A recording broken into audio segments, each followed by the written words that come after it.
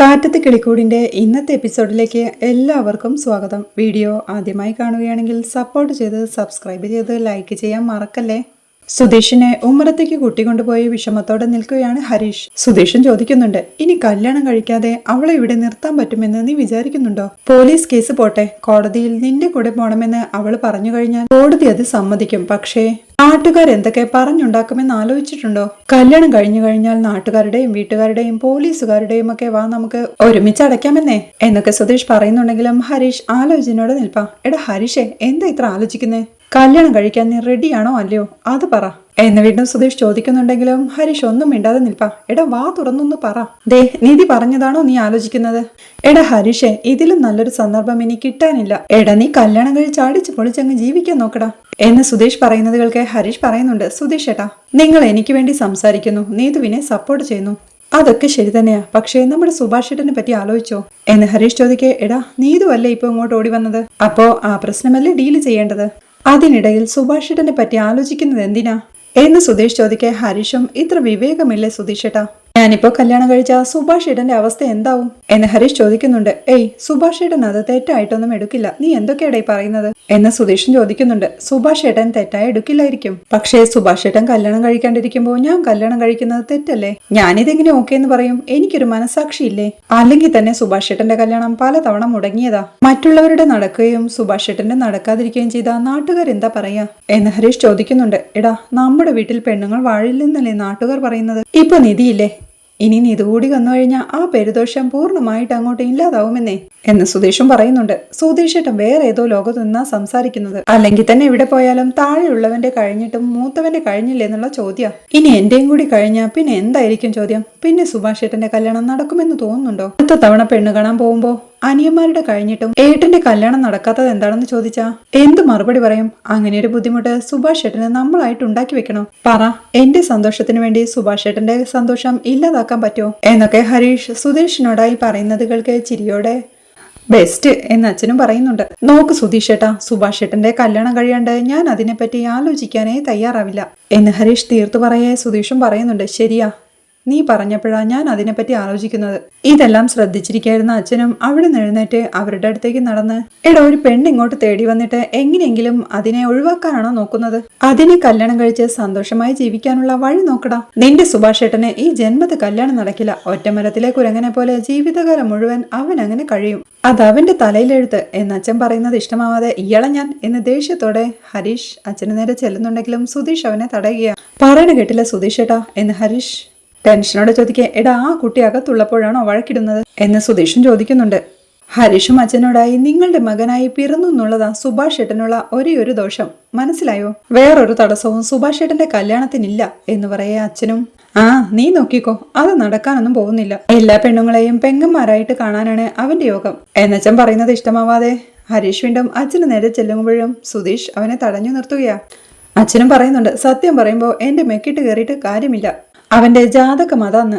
സുധീഷും അച്ഛനോട് നിങ്ങളൊന്ന് പോവാൻ നോക്കിയേ, പോയേ എന്ന് പറയേ. ഓ ഞാൻ പോയേക്കാം, കുടുംബം നടത്താൻ ഇവന് യോഗമില്ലെന്ന് മാത്രം എന്ന് പറഞ്ഞുകൊണ്ട് അച്ഛൻ അവിടുന്ന് പോവുകയാണ്. ഹരീഷും ദേഷ്യത്തോടെ പറയുന്നുണ്ട്, സ്വന്തം തന്ത വരെ ഇങ്ങനെ പറയുമ്പോ നാട്ടുകാർ പിന്നെ എന്താ പറയാ? ഇല്ല, സുഭാഷേട്ടന്റെ കല്യാണം കഴിയാതെ എനിക്കത് ആലോചിക്കാനേ പറ്റില്ലെന്ന്. എടാ അപ്പൊ നീതുവോ എന്ന് സുധീഷ് ചോദിക്കേ. എനിക്കറിയില്ല, അവള് തിരിച്ചു പോവില്ല എന്ന് പറഞ്ഞാ പോവില്ല, പകരം കല്യാണം എന്ന് പറഞ്ഞാ എനിക്ക് പറ്റില്ല സുധീഷേട്ടാ എന്നവൻ ടെൻഷനോടെ പറയേ. വഴി ഉണ്ടാക്കാം, ടെൻഷൻ അടിക്കലേ എന്ന് സുധീഷും അവനെ ആശ്വസിപ്പിക്കുകയാ. അവിടെ റൂമിലിരിക്കുന്ന നീതുവിനെ നിധി ചായ കൊണ്ടു കൊടുക്കുകയാ. അവളത് വാങ്ങി താങ്ക് യു പറഞ്ഞ് ചായ കുടിച്ചു നോക്കി. ചായ ചേച്ചി ഉണ്ടാക്കിയതാണോ എന്ന് ചോദിക്കേ. ആണെന്ന് നിധി പറയുന്നുണ്ട്. അത്ര പോരാ എന്ന് നീതു പറയേ. നിധി ഒന്നും മിണ്ടാതെ നിൽക്കുകയാ. അയ്യോ ഞാൻ ചുമ്മാ പറഞ്ഞതാ കേട്ടോ, നന്നായിട്ടുണ്ടെന്ന് നീതു പറയേ. ചായ ഞാനുണ്ടാക്കിയതാന്നേ, ഞാനും വെറുതെ പറഞ്ഞതാ, സുഭാഷ് ഏട്ടനാ ഉണ്ടാക്കിയത് എന്ന് നിധി ചിരിയോടെ പറയേ. ഓഹോ അങ്ങനെയെന്ന് പറഞ്ഞ് നീതുവും ചിരിക്കുക. ഹരീഷിന്റെയും എന്റെയും കല്യാണം നടക്കോ? നടന്നാ ഞാൻ ഹാപ്പി ആട്ടോ, വീട്ടിലോട്ട് തിരിച്ചു പോണ്ടല്ലോ, ഇവിടെ തന്നെ കൂടാം എന്നവൾ പറയുന്നത് കേൾക്കെ നിധിയും അവളുടെ അടുത്തേക്ക് ഇരുന്നുകൊണ്ട് കല്യാണം എന്നൊക്കെ പറയുന്നത് വലിയ വിഷയമല്ലേ നീതു? ആ തീരുമാനമൊക്കെ പെട്ടെന്ന് എടുക്കാൻ പറ്റുമെന്ന് ചോദിക്കുക. അതെന്താ വലിയ വിഷയം? കല്യാണം കഴിക്കാൻ പോകുന്ന രണ്ടുപേർക്കും ഒക്കെയാണെങ്കിൽ കല്യാണം കഴിക്കണം, അത്രയല്ലേ ഉള്ളൂ എന്ന് നീതു നിസ്സാരമായി ചോദിക്കേ. നീ ചെറിയ കുട്ടിയല്ലേ നീതു എന്ന് നിധിയും ചോദിക്കുക. ചെറിയ കുട്ടിയോ? ഞാനും ചേച്ചിയും തമ്മിൽ എത്ര വയസ്സിന് വ്യത്യാസമുണ്ടെന്നാ വിചാരം എന്ന് നിധി ചോദിക്കുന്നുണ്ട്. നീ പഠിച്ചോണ്ടിരിക്കുകയല്ലേ, അപ്പോഴെങ്ങനെ കല്യാണം കഴിക്കാൻ പറ്റുമെന്ന് നിധിയും. ഓ പഠിപ്പൊക്കെ എപ്പോ വേണേലും നിർത്താന്നേ, വീട്ടിലിരിക്കാൻ വയ്യാത്തോണ്ട് കോളേജിൽ പോകുന്നേ ഉള്ളൂ, അത്ര വലിയ പഠിപ്പിസ്റ്റൊന്നുമല്ല, കല്യാണം പഠിപ്പ് എന്ന 2 ഓപ്ഷൻ വന്ന ഞാൻ കല്യാണം എന്നേ പറയൂ എന്ന് നീതുവും. അവര് പുറത്ത് അതിനെ പറ്റിയാ സംസാരിക്കുന്നത്. എന്താ ഡിസൈഡ് ചെയ്തതെന്ന് അറിയില്ല എന്ന് നിധി പറയേ. എന്ത് വേണേലും ഡിസൈഡ് ചെയ്തോട്ടെ, പക്ഷെ എന്നോട് ആ വീട്ടിലോട്ട് ഇനി തിരിച്ചു പോവാൻ മാത്രം പറയരുത്. അടി വാങ്ങിച്ചാവാൻ എനിക്ക് വയ്യ. അതാ അടിന്ന് വെച്ചാ എന്തടിയാന്നറിയാവോ? ഒരു ഭാഗത്ത് ഭദ്രകാളി അമ്മ, അപ്പുറത്ത് കാലമാടൻ ചേട്ടൻ, മുതുകെല്ലാം ചുമന്ന് നീര് വെച്ചിരിക്കുക. അതുകൊണ്ട് ചേച്ചി തന്നെ പറയും അവിടേക്കിനി തിരിച്ചു പോവണ്ടെന്ന്. എത്ര നേരം ഞാൻ കഥക് കുറ്റിയിട്ട് അകത്തിരിക്കും. ഹരീഷിനോട് മിണ്ടരുത്, ഹരീഷിനെ കാണരുതെന്നും പറഞ്ഞ അടി. രണ്ടും എനിക്ക് ചെയ്യാതിരിക്കാൻ പറ്റില്ല. അപ്പോഴോ ശബ്ദം താഴ്ത്തിയൊന്നും ഫോൺ ചെയ്യാൻ പോലും പറ്റില്ല. ചുമരിന്റെ അപ്പുറത്ത് കാതും താഴ്ത്തി നിൽപ്പുണ്ടാവും. എനിക്ക് മടുത്തു, ഇനി അടി വാങ്ങാൻ എനിക്ക് വയ്യ. ഹരീഷുമായിട്ടുള്ള കല്യാണം നടന്നാലും ഇല്ലെങ്കിലും ആ വീട്ടിലേക്ക് ഇനി ഞാൻ തിരിച്ചു പോവില്ല എന്ന് നീതുവും തീർത്തു പറയുന്നുണ്ട്. പിന്നീട് നിധി ഹാളിൽ നിൽക്കുന്ന സുഭാഷ് ഏട്ടന്റെ അരികിൽ എത്തുമ്പോഴേക്കും എന്താ മോളെ, ആ കുട്ടി എന്താ പറയുന്നതെന്ന് സുഭാഷ് ഏട്ടൻ ചോദിക്കുന്നുണ്ട്. അവൾക്ക് വീട്ടിലേക്ക് തിരിച്ചു പോകാൻ പറ്റില്ലെന്നാ പറയുന്നത്.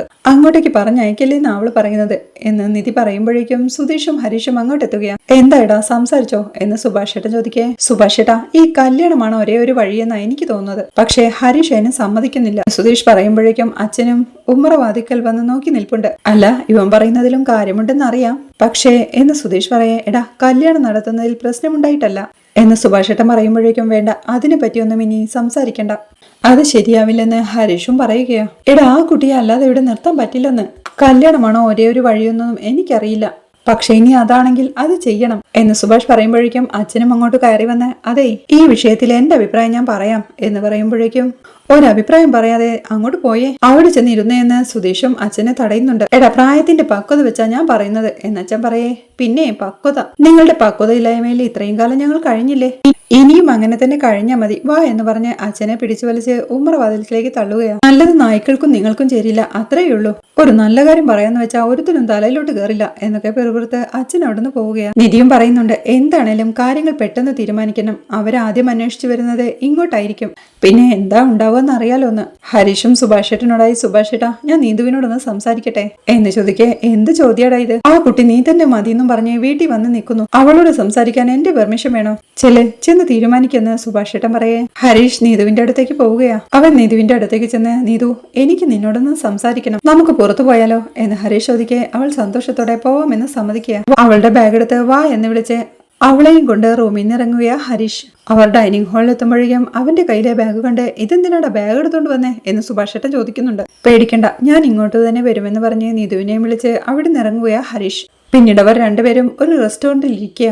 ഒരു ടേബിളിന് അപ്പുറവും ഇപ്പുറവും ഇരുന്ന് പ്രണയത്തോടെ ഹരീഷിനെ നോക്കുകയാണ് നീതു. എന്താ ഇങ്ങനെ നോക്കണേ എന്ന് ഹരീഷ് ചോദിക്കെ. നിന്റെ കൂടെ ഇങ്ങനെ കറങ്ങി നടക്കണമെന്നുണ്ടായിരുന്നു, അത് സാധിച്ചല്ലോ എന്ന് ഓർത്തതാ എന്ന് സന്തോഷത്തോടെ നീതുവും പറയുന്നുണ്ട്.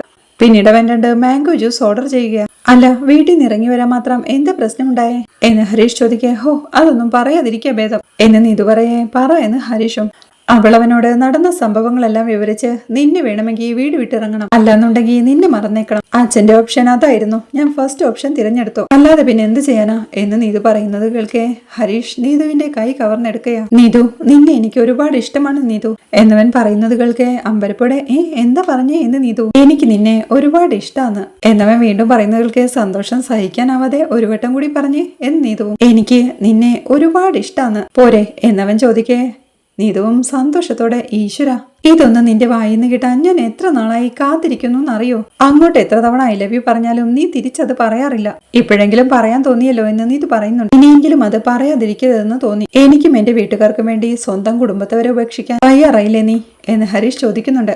അപ്പോ നീ എന്നെ തിരിച്ച് വീട്ടിലേക്ക് കൊണ്ടുവിടില്ലെന്ന് ഉറപ്പാണല്ലോ അല്ലേ? ബാഗം എടുത്ത് ബൈക്കിൽ കയറ്റി പോകുമ്പോ എന്റെ സംശയം അതായിരുന്നു എന്നവൾ പറയേ. ഞാനായിട്ട് നിന്നോട് തിരിച്ചു പോവാൻ പറയില്ല, പക്ഷേ എന്ന് പറഞ്ഞ് തന്റെ കൈപ്പിൻ വലിച്ച് എനിക്ക് ഉടനെ നിന്നെ വിവാഹം കഴിക്കാനുള്ള സാഹചര്യമല്ല നീതു.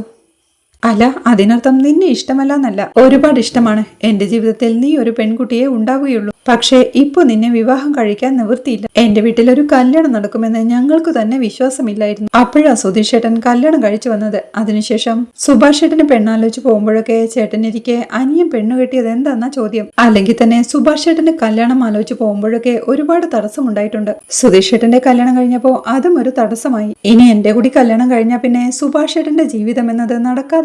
അതുകൊണ്ട് അതാദ്യം നടക്കണം നീതു. അത് നടക്കാതെ നമ്മൾ വിവാഹം കഴിച്ചാൽ സുഭാഷ് ചേട്ടനോട് ചെയ്യുന്ന വലിയൊരു തെറ്റാ. സുഭാഷ് ചേട്ടന്റെ കല്യാണം കഴിഞ്ഞ് ജീവിതത്തിൽ സെറ്റ് ആവുന്നവരെ ഞാൻ കല്യാണം കഴിക്കില്ല. അതുവരെ കാത്തിരുന്നേ പറ്റുള്ളൂ നീതു എന്ന് ഹരീഷ് പറയേ നീതുവും അത് സമ്മതിക്കുക.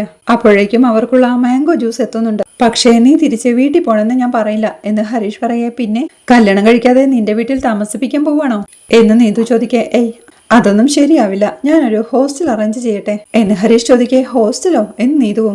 ഏടത്തി ഒരു ഹോസ്റ്റലിൽ നിന്നിരുന്നു, ഏടത്തിയോട് പറഞ്ഞ് അവിടെ ഏർപ്പാടാക്കാം എന്ന് ഹരീഷ് പറയേ. ഏയ് അതൊന്നും വേണ്ട, ഞാൻ തിരിച്ച് വീട്ടിലോട്ട് തന്നെ പോയിക്കോളാമെന്ന് നീതുവും. അയ്യോ അത് വീണ്ടും പ്രശ്നമായാലോ എന്ന് ഹരീഷ് ചോദിക്കേ. ഇല്ലെന്നേ, ഞാൻ അത് മാനേജ് ചെയ്തോളാമെന്ന് നീതുവും. വീണ്ടും അവർ വഴക്കിട്ടാ എന്ന് ഹരീഷ് ചോദിക്കേ. തിരിച്ച് ഞാനും വഴക്കിടും. നിന്നെ കല്യാണം കഴിച്ച് ആ മാലയും കഴുത്തിലിട്ട് മാസമായി ചെന്ന് നിൽക്കാന്ന് കരുതിയാ ഞാൻ ഇറങ്ങിപ്പോന്നത്. പക്ഷേ നിന്റെ വിഷമങ്ങളൊന്നും ഞാൻ ഓർത്തില്ല. സാരല്ല, സുഭാഷ് ഏട്ടന്റെ കല്യാണം വേഗം നടത്താൻ നോക്ക്, അതുവരെ ഞാൻ വീട്ടിൽ തന്നെ നിന്നോളാമെന്ന് നീതു പറയുന്നുണ്ട്. നീ ദേഷ്യത്തിലല്ലല്ലോ അല്ലേ എന്ന് ഹരീഷ് ചോദിക്കേ. എന്തിന്? നീ പറഞ്ഞ പോയിന്റ് വാലിഡാ, അത് മനസ്സിലാക്കാൻ പറ്റിയില്ലെങ്കിൽ ഞാൻ നിന്നെ ഇഷ്ടപ്പെടുന്നതിൽ എന്ത് കാര്യം? പക്ഷെ അതിനു മുമ്പ് നീ എനിക്കൊരു കാര്യം ചെയ്യണം. എനിക്കൊരു മൊബൈൽ ഫോൺ വാങ്ങി തരണം. എന്റെ ഫോൺ അവർ നശിപ്പിച്ചു, എനിക്ക് നിന്നെ വിളിക്കാതിരിക്കാൻ പറ്റില്ല, അതുകൊണ്ടാ എന്ന് നീതു പറയാ. ശരി, ഞാൻ വാങ്ങിത്തരാമെന്ന് ഹരീഷും സമ്മതിക്കുക. അങ്ങനെ അവർ പ്രണയത്തോടെ കണ്ണിൽ നോക്കി ജ്യൂസ് കുടിച്ചുകൊണ്ടിരിക്കുക. വൈകുന്നേരമായിട്ടും നീതുവും ഹരീഷും തിരിച്ചെത്താത്തതിൽ ടെൻഷനോടെ മുറ്റത്തുകൂടി അങ്ങോട്ടും ഇങ്ങോട്ടും നടക്കുകയാണ് സുധീഷ്. അപ്പോഴാണ് സുഭാഷേട്ടനും നിധിയും നികേഷുമെല്ലാം മുറ്റത്തേക്ക് ഇറങ്ങി വരുന്നത്. സുധീഷിന്റെ ആ നടപ്പ് കണ്ട് സുഭാഷേട്ടനും, എടാ നിനക്ക് വല്ല വയറിരിച്ചിലുമുണ്ടോ? നീ എന്തിനാ ഇങ്ങനെ അങ്ങോട്ടും ഇങ്ങോട്ടും നടന്ന് എരിവൊരു സഞ്ചാരം കൊള്ളുന്നത് എന്ന് ചോദിക്കേ. സുധീഷും സുഭാഷേട്ടൻ എന്താ ഒന്നും മനസ്സിലാവാത്ത പോലെ സംസാരിക്കുന്നത്. അവൻ പോയിട്ട് എത്ര നേരമായി? ഇതുവരെ വന്നോ?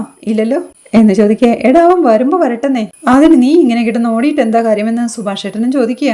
സുധീഷ് ഏട്ടൻ ഇന്ന് തന്നെ കല്യാണം നടത്തണം, അതാണ് ഈ ടെൻഷൻ എന്ന് നികേഷും പറയുന്നുണ്ട്. എടാ അവര് അങ്ങനെ ഒരു തീരുമാനവുമായിട്ട് വന്നാൽ നമുക്ക് നടത്തി കൊടുക്കാതിരിക്കാൻ പറ്റുമോ? എന്തെല്ലാം നോക്കണം, അമ്പലം ശരിയാക്കണം, താലി റെഡിയാക്കണം, അങ്ങനെ എന്തൊക്കെ പണികളാ എന്ന് ടെൻഷനോടെ സുധീഷ് പറയുന്നുണ്ട്.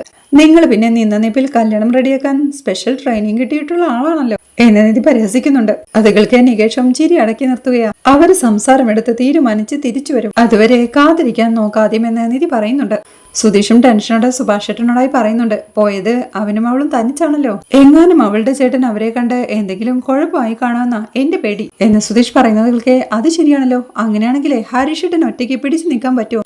അവരെത്ര ആളുണ്ടെന്ന് അറിയില്ലല്ലോ എന്ന് നികേഷും പരിഭ്രമത്തോടെ പറയുന്നുണ്ട്. അല്ല ഇനിയിപ്പോ അവനെന്തേലും ചെയ്ത് അവളെ പിടിച്ചുകൊണ്ടുപോയി കാണുമോ എന്ന് സുധീഷ് പരിഭ്രമത്തോടെ പറയുന്നതിൽക്കെ. ഏയ് മതി നിർത്ത്, മനുഷ്യനെ വെറുതെ ടെൻഷൻ അടുപ്പിക്കല്ലേ. എടാ അങ്ങനെ എന്തേലും ഉണ്ടെങ്കിൽ അവൻ ആദ്യം നമ്മളെ ഫോൺ വിളിച്ച് പറയൂ, അപ്പൊ നോക്കാമെന്ന് സുഭാഷും പറയുക. തൽക്കാലം എല്ലാവരും ഒന്ന് ക്ഷമയോടെ ഇരിക്കെ, അവർ വരട്ടെ, കല്യാണം എന്നാണ് അവരുടെ തീരുമാനമെങ്കിൽ അപ്പൊ നോക്കാം എന്ന് നിധി പറയെ. അത് നമുക്ക് നടത്തി കൊടുക്കാമെന്ന് സുഭാഷേട്ടൻ. അവിടെ നീതുവിന്റെ വീട്ടിൽ നീതു പോയ ടെൻഷനിലിരിക്കുകയാണ് അമ്മയും അച്ഛനും അഖിലുമെല്ലാം. കരച്ചിലോടെ ഇരിക്കുന്ന അമ്മ ഓർക്കുന്നുണ്ട് നീതു പറഞ്ഞ കാര്യം. ഞാൻ ചത്തുപോയെന്ന് വിചാരിച്ചോളന്നല്ലേ അമ്മ പറഞ്ഞത്, അങ്ങനെ തന്നെ വിചാരിച്ചോന്ന് അവൾ പറഞ്ഞതോർക്കെ അമ്മ പൊട്ടിക്കരയുകയാണ്. അപ്പോഴാണ് അയൽക്കാരിയായ ഒരു സ്ത്രീ അങ്ങോട്ട് കയറി വന്ന്, എന്താ സീതേ, നീതു വീട് വിട്ടു പോയെന്ന് കേട്ടു, ശരിയാണോ എന്ന് ചോദിക്കുന്നതുകൾക്ക്. അങ്ങനെയൊന്നും ഇല്ല ശാന്തി എന്ന് നീതുവിന്റെ അച്ഛനും പറയുന്നു. പക്ഷേ അവള് ബാഗും തൂക്കി പോകുന്നത് കണ്ടവരുണ്ടല്ലോ, ഞാൻ റേഷൻ വാങ്ങി വരികയായിരുന്നു, ആളുകൾ പറയുന്നത് കേട്ടപ്പോ ചോദിച്ചു നോക്കാന്ന് കരുതി എന്നവർ വീണ്ടും പറയേ. ചോദിച്ചു കഴിഞ്ഞില്ലേ, എന്ന് പൊക്കൂടെ എന്ന് അഖിലും ചോദിക്കുന്നു. നിന്റെ തല്ല് സഹിക്കാതെയാവും അവള് പോയിട്ടുണ്ടാവുക, ചോദിക്കാമെന്ന് എന്നെ പറഞ്ഞാൽ മതി എന്നാ സ്ത്രീ പറയേ. നീതുവിന്റെ അമ്മയും, അതേടി എന്റെ മോള് വീട് വിട്ട് ഇറങ്ങിപ്പോയി, അവൾ എങ്ങോട്ട് പോയാലും നിനക്കൊന്നുമില്ലല്ലോ, ഒന്ന് പോവാൻ നോക്ക് എന്ന് ദേഷ്യത്തോടെ പറയേ. ആ സ്ത്രീ അവിടെ നിന്ന് ഇറങ്ങിപ്പോവുകയാ.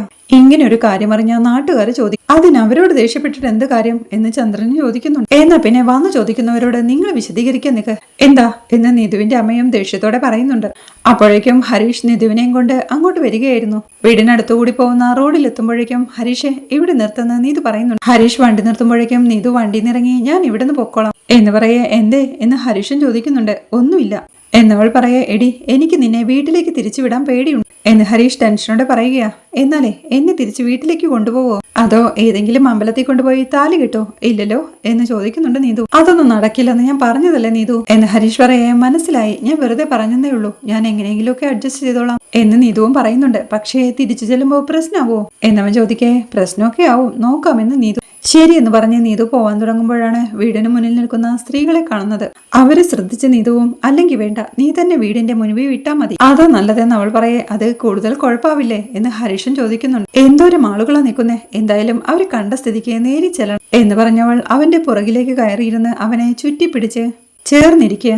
ഹരീഷ് അവളെയും കൊണ്ട് വണ്ടിയെടുത്ത് നീതുവിന്റെ വീടിന് മുന്നിൽ ചെന്ന് നിർത്തുകയാ. വണ്ടിയുടെ ശബ്ദം കേട്ട് നീതുവിന്റെ അച്ഛനും അമ്മയും ചേട്ടനുമെല്ലാം എഴുന്നേറ്റ് വരികയാ. നീതു വണ്ടി നിറങ്ങുമ്പോഴേക്കും, നീ എവിടേക്കാ മോളെ പോയത് എന്ന് ശാന്തച്ചി ചോദിക്കുന്നുണ്ട്. എന്താ ശാന്തച്ചി എന്നവൾ ചോദിക്കേ.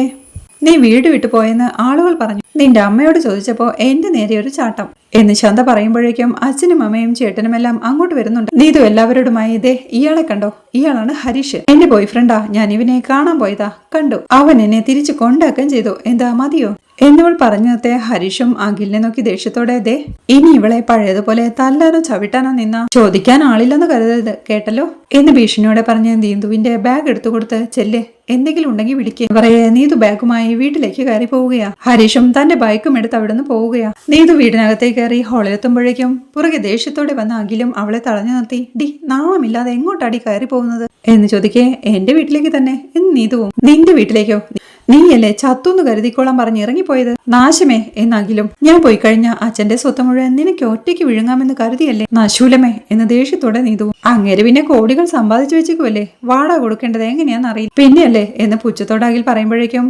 സീതയും ചന്ദ്രനും അങ്ങോട്ടെത്തുക. സീത ദേഷ്യത്തോടെ അഖിലിനോടായിടാ ഇവള് തോന്നിയാസം കാണിച്ച് ഇറങ്ങിപ്പോയനും തിരിച്ചു വന്നേനും നീ എന്തിനാടാ അച്ഛനെ പരിഹസിക്കുന്നത് എന്ന് ചോദിച്ച നീതുവിനോടായിടി നീ എന്തിനാടി തിരിച്ചു വന്നേ, എന്തിനാ വന്നേന്ന്, അതും അവന്റെ കൂടെ ബൈക്കിൽ ഞെളിഞ്ഞിരുന്നു വരാൻ നാണമില്ലടി നിനക്ക് എന്ന് ചോദിച്ചമ്മ അടിക്കുമ്പോഴേക്കും നീതുവും വിരൽ ചൂണ്ടി ഇതേ അമ്മേ അടിക്കാൻ നിൽക്കരുത് എന്ന് നീതു ഭീഷണിപ്പെടുത്തുന്നുണ്ട്. നീ പോയ പോലെ തിരിച്ചു വരുമെന്ന് ഞാൻ പറഞ്ഞതാണോ, അവന്റെ വീട്ടിലേക്ക് ചെന്നപ്പോ അവൻ കൈയൊഴിഞ്ഞ് തിരിച്ചു കൊണ്ടാക്കി, എന്നിട്ട് വലിയ ഭീഷണി എന്ന് അമ്മയും പറയുന്നുണ്ട്. അവൻ കൈയൊഴിഞ്ഞതൊന്നുമല്ല, ഞാൻ സ്വയം ഇങ്ങോട്ട് തിരിച്ചു വന്നതാ, നിങ്ങൾക്ക് നാണക്കേട് ഉണ്ടാക്കണ്ടെന്ന് കരുതി മാത്രം എന്നവൾ പറയേ ഓ എന്നിട്ടിപ്പോ ഉണ്ടാക്കി വെച്ചത് നാണക്കേടല്ലേ എന്ന് അമ്മയും പരിഹാസത്തോടെ ചോദിക്കുന്നുണ്ട്. ലോകത്തെ ആദ്യമായിട്ട് പ്രണയിക്കുന്നത് ഞാനൊന്നുമല്ലല്ലോ, അപ്പോ അതത്ര വലിയ നാണക്കേടൊന്നുമല്ല, തിരിച്ചു വന്നത് തെറ്റായി കാണുന്ന ഒരു തള്ള ലോകത്ത് നിങ്ങൾ മാത്രമേ ഉണ്ടാവുകയുള്ളൂ എന്ന് നീതു പറയേ. അതെ നീ ഇപ്പോ നാണം കെട്ട് തിരിച്ചു വന്നത് തെറ്റ് തന്നെയാ, അതും അവനെ കെട്ടിപ്പിടിച്ച് ഈ വീടിന്റെ മുന്നിൽ വന്നു നിന്നത് അതിലും വലിയ നാണക്കേടാ. അതുകൊണ്ടൊരു കാര്യം ഞാൻ പറഞ്ഞേക്കാം, ഇതോടെ നീ എല്ലാം അവസാനിപ്പിച്ചേക്കണം, ഇനി അവനെ കാണാനോ സംസാരിക്കാനോ പാടില്ല, അങ്ങനെയാണെങ്കിൽ മാത്രം നീ ഇവിടെ നിന്നാ മതി, അല്ലെങ്കിലേ ദാ ഇപ്പൊ ഇറങ്ങിക്കോ എന്നമ്മ പറയുന്നതിൽക്ക് ദേഷ്യത്തോടെ അമ്മയെ നോക്കി നിൽക്കുന്ന നീതുവിനെ കാണിക്കുന്നിടത്താണ് ഈ എപ്പിസോഡ് അവസാനിക്കുന്നത്. നീതുവിന്റെ പരാതിയെ തുടർന്ന് വനിതാ പോലീസും കൂട്ടരും നീതുവിന്റെ വീട്ടിലെത്തുന്നതും നീതുവിന്റെ വീട്ടുകാർക്ക് പോലീസ് താക്കീത് നൽകുന്നതുമെല്ലാമാണ് നാളത്തെ എപ്പിസോഡിലെ വിശേഷങ്ങൾ. വീഡിയോ ഇഷ്ടമായാൽ സപ്പോർട്ട് ചെയ്ത് സബ്സ്ക്രൈബ് ചെയ്ത് ലൈക്ക് ചെയ്യാൻ മറക്കല്ലേ.